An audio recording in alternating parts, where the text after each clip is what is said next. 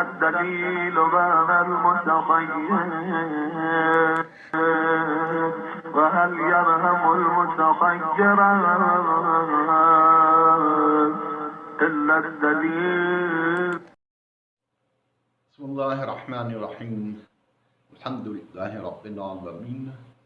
الصلاة والسلام على أشرف الأنبياء والمرسلين سيدنا ومولانا أبي القاسم محمد وآله الطيبين الطاهرين ولعنة الله على أعدائهم أجمعين. أما بعد، ہم عقل کے بارے میں جو بیان کر رہے تھے کہ یہ عقل ایک ایسی قوت ہے جو خدا نے انسان کو عطا کی، لیکن اس کو بڑھانا اور گھٹانا یہ کچھ چیزیں انسان کے ہاتھ میں ہیں.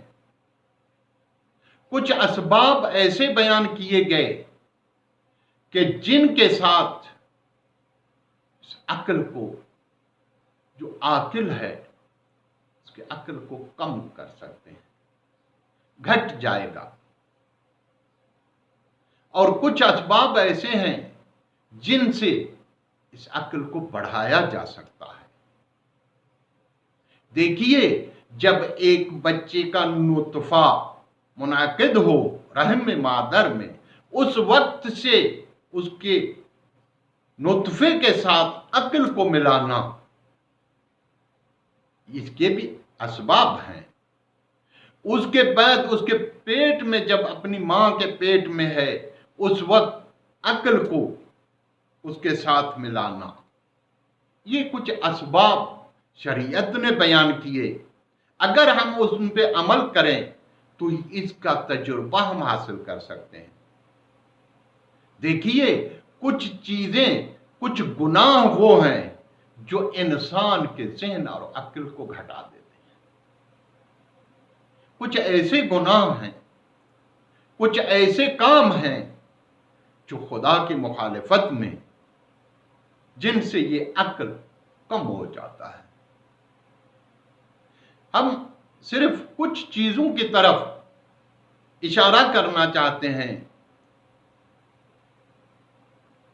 کہ کون سی وہ چیزیں ہیں کہ جن سے یہ عقل کم ہوتا ہے، ذہن کند ہو جاتا ہے. ایک ان میں سے، جیسے کتابوں میں بیان کیا گیا، مغرب کے ٹائم پہ سونا، جس کو دیوانگی کی نیند سے تعبیر کیا گیا. اس کے بعد صبح صادق کے بعد صبح تک، سورج نکلنے تک، اگر اس درمیان میں سو جائے تو اس کو لعنت کی نیند سے یاد کیا گیا. اور زیادہ کھانا کھانا، عورتوں اور بچوں اور دیوانوں کے ساتھ معاشرت،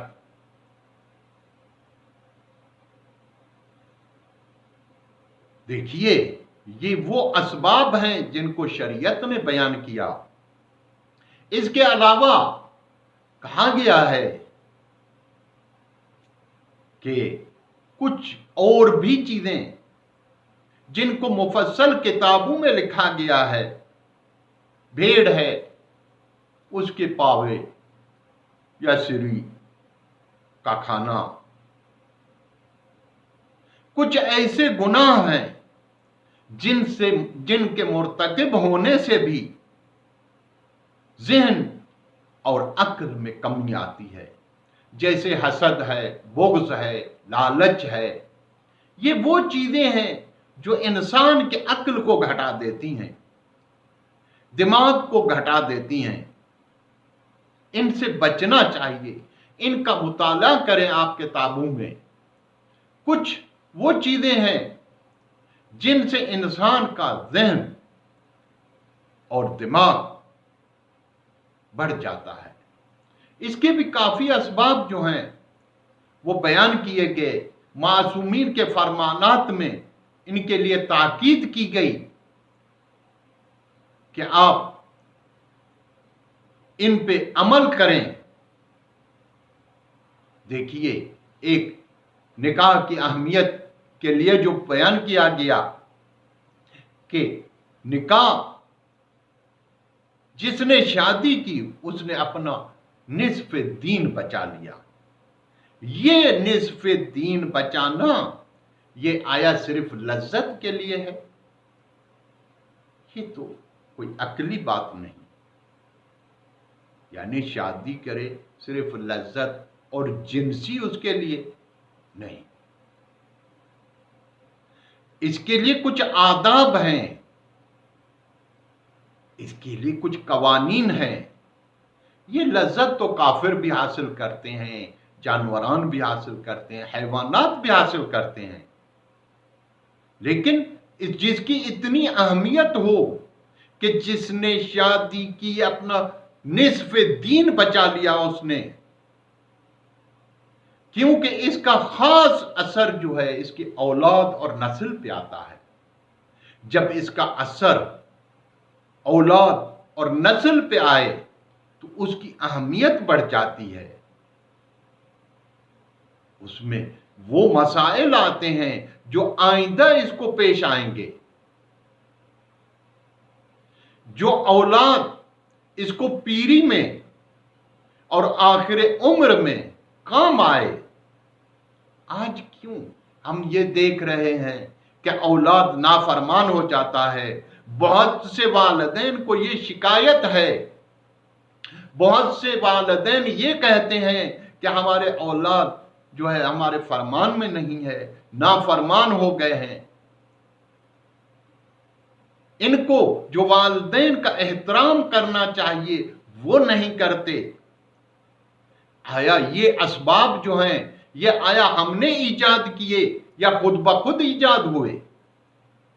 ذرا توجہ کیجئے، یہ تمام چیزیں جو ہیں نکاح کے ساتھ وابستہ ہیں۔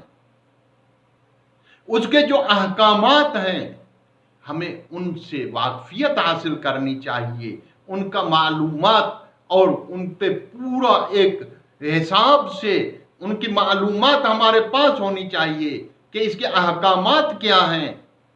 یہ صرف لذت اور اس کے لیے نہیں بلکہ اس کے ایک خاص آداب ہیں۔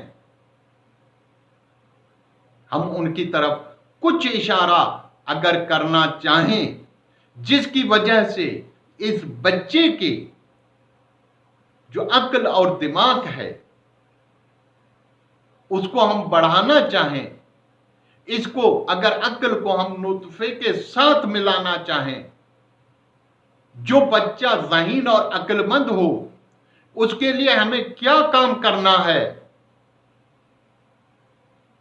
اس کے لیے کچھ ایسے اسباب ہیں، کچھ ایسے ایام ہیں جن کے لیے معصومین نے فرمایا، جیسے ماہ مبارک کی پہلی رات، اس میں اگر یہ بچہ متولد ہو، نطفہ اس کا ہو جائے تو وہ عقل مند ہوگا۔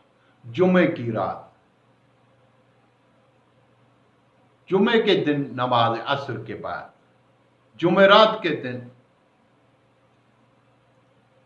ظہر کے دن، دیکھیے کچھ ایسے احکامات شریعت نے بیان کیے۔ اس کے علاوہ بھی کافی کچھ ایسے بیان ہوئے جن پہ ہمیں ان سے واقفیت اور معلومات حاصل کرنا لازمی ہے۔ آخر میں دعا ہے کہ پروردگار عالم ہمیں صحیح معنی میں دین اسلام پہ عمل کرنے کی توفیق عنایت فرمائے۔ آمین رب العالمین۔